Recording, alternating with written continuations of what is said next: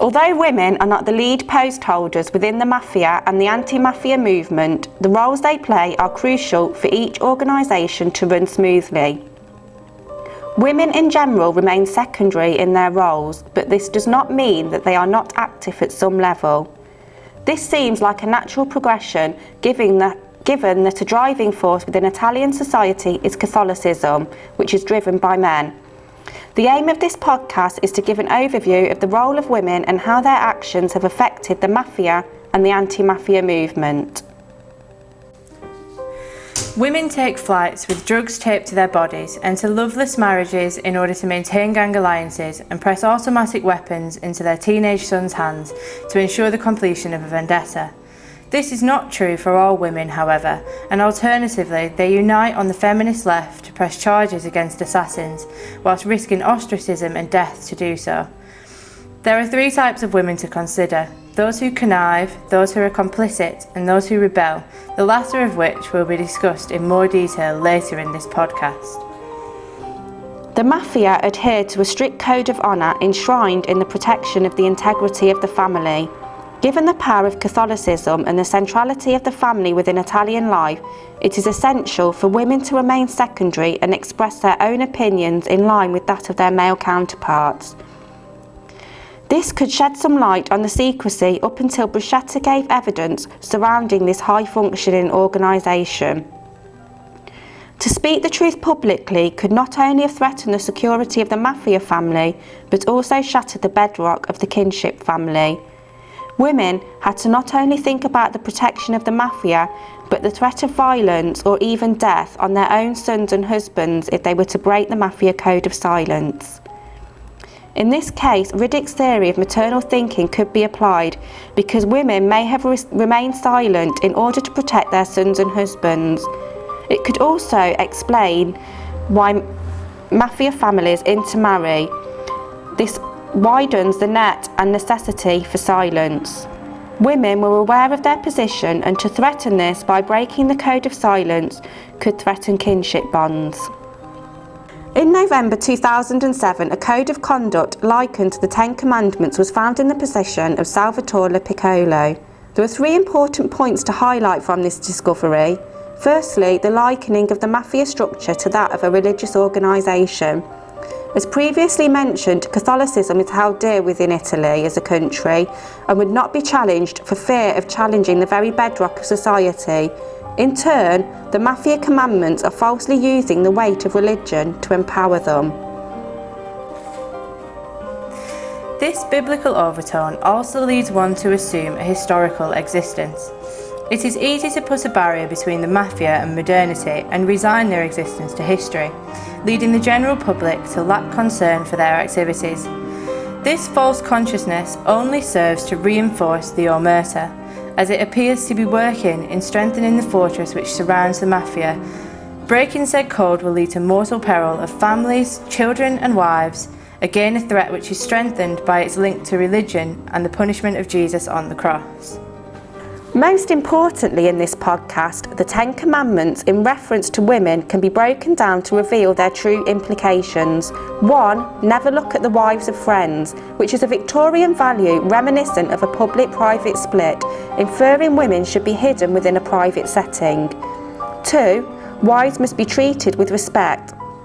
Unless the 10th commandment is broken and they have a family member in the police, they are adulterous, behave badly and don't hold to the moral values.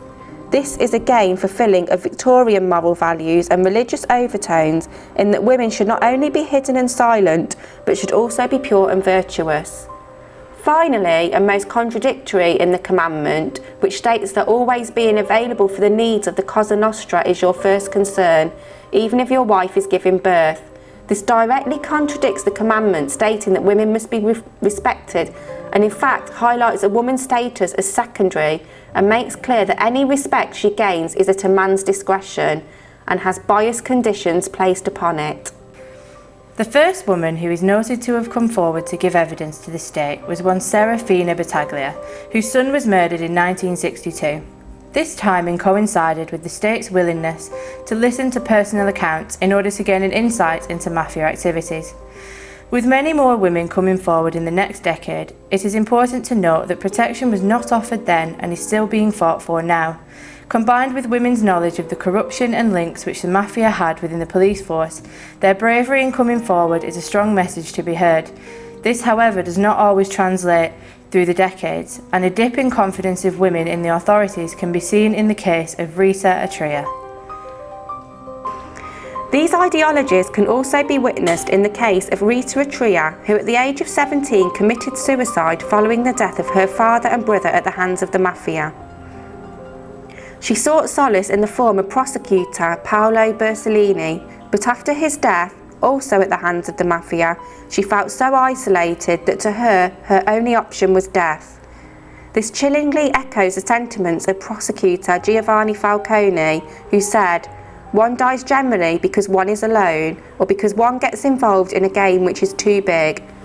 One dies often because one does not have the necessary alliances at one's disposal, because one is without support. In Sicily, the Mafia targets those who are loyal to the state, those whom the state has not been able to protect." After her Mafia family shunned her for seeking legal justice and those who supported her being wiped out, she was left alone, feeling the impossibility of being able to avenge such a powerful and highly organised group. The strength and the power of the Mafia can be witnessed following Rita's death, when Rita's mother, deeply hurt by her daughter breaking the Mafia code, violated Rita's grave.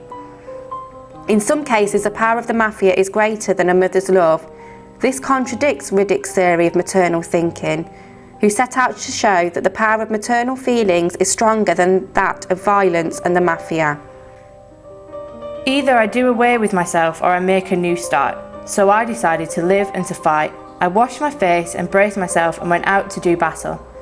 This poignant quote comes from Rosa Giaccone, the widow of a mafiosi who found herself lost and addicted to painkillers after her husband's murder. Rosa believes that grief can either lead to more death or new life, and only one of these options is available if one does not cast aside the Mafia way of life. This is true in the case of Peppino Impastato, whose mother, in the throes of her grief, closed her doors to the mafiosi who had once been an integral part of her family life. According to some, the women's resistance movement is catalysed by mourning, by loss, and motivated by witnessing. In witnessing and speaking out, survivors are providing a loud and important counter-narrative to that of the Mafia, which is dampening the effects of the terror which the romanticised version of organised crime relies upon. Moving against the Mafia, however, does not come without risk. In the case of Peppino Impastato, justice was not reached until 20 years later. Yet, his mother's strength is evident in her persistence in fighting the cause for such extended years.